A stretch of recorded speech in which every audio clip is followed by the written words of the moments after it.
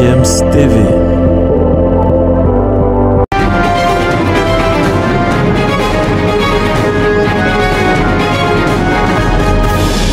Salut les amis, vous êtes sur GFM TV, c'est Sport Matin qui va donc se pencher sur les éliminatoires de l'Euro et également les éliminatoires de la Coupe d'Afrique des Nations Côte d'Ivoire 2023. Il faut noter que les matchs ont donc démarré depuis quelques jours, que ce soit du côté de l'Europe comme du côté de l'Afrique. On va juste marquer une pause et je reviens pour la suite.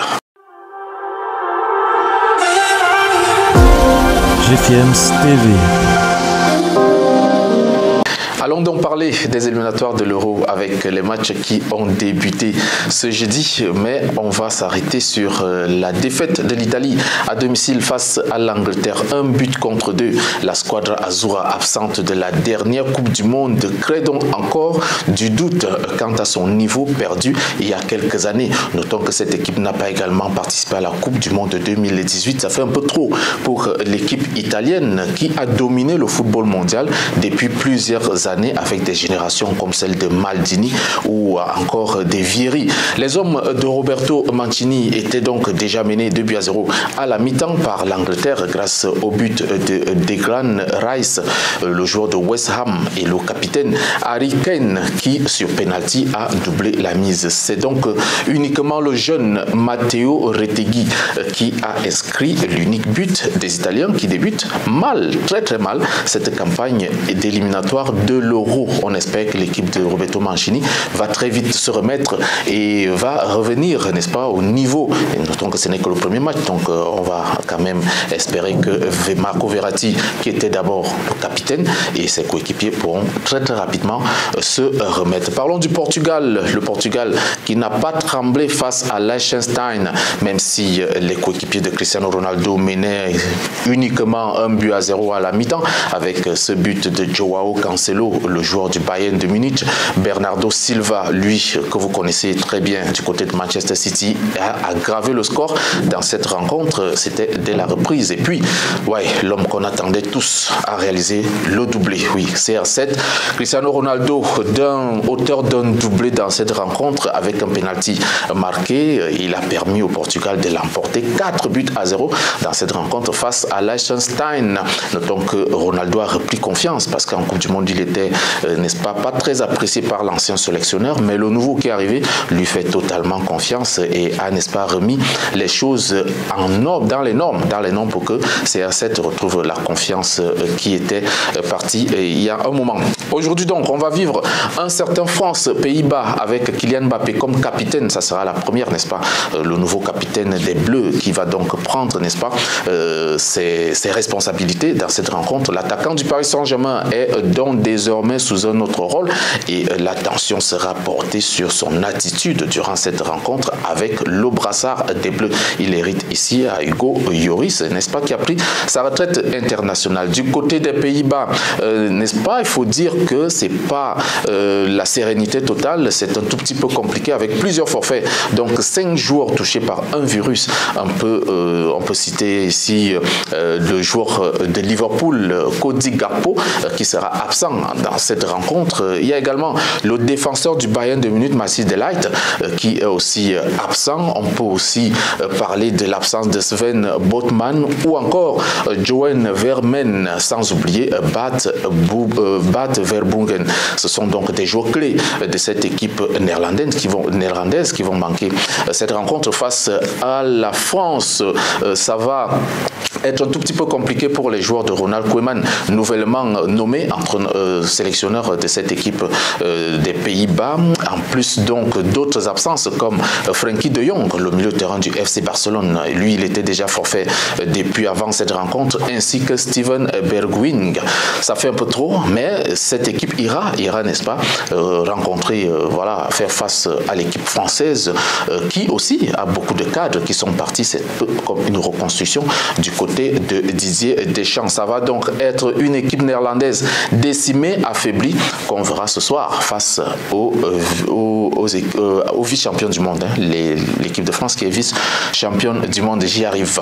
Un autre match va nous intéresser ce vendredi, c'est Suède-Belgique avec le retour en sélection de Zlatan Ibrahimovic. Oui, celui-là qui avait déjà pris sa retraite internationale depuis quelques années aujourd'hui revient donc du haut de ses 41 ans. Le plus vieux buteur de la Série A avait déjà pourtant pris sa retraite, je l'ai dit tantôt, mais Ibrahimovic sent encore que ses jambes peuvent apporter un petit peu plus à cette équipe suédoise et est donc présent pour peut-être jouer l'Euro 2024. Là, il aura 42 ans, extraordinaire. Et du côté des Diables Rouges, on ira donc jouer ce match sans Eden Hazard. Eden Hazard, qui était donc le capitaine de l'équipe belge en Coupe du Monde, a pris sa retraite internationale. Il ne sera donc pas des joueurs qui vont jouer cette rencontre face à cette équipe suédoise.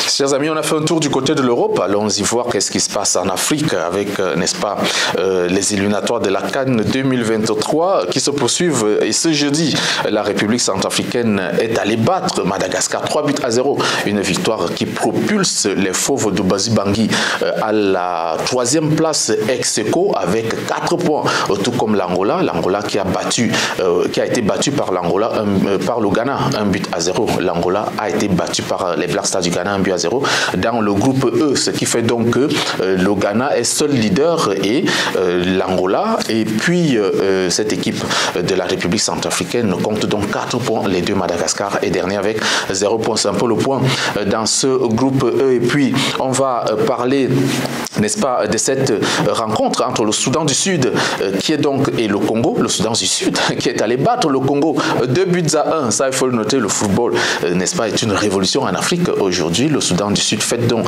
l'une de ses premières victoires en compétition, et face à un gros calibre comme le Congo, ça, il faut le faire. Le Mali, lui, affronte la Gambie ce vendredi dans ce même groupe, et puis on verra donc, n'est-ce pas, les comptes, parce que l'équipe du Soudan du Sud fait, n'est-ce pas, un très bon parcours jusqu'ici dans ce groupe. La Zambie a facilement battu le Lesotho 3-1 et s'empare donc de la première place avec 6 points dans le groupe H. En attendant le match entre la Côte d'Ivoire et les Comores, je note qu'en ce moment, la Côte d'Ivoire est en train de mener 1-0.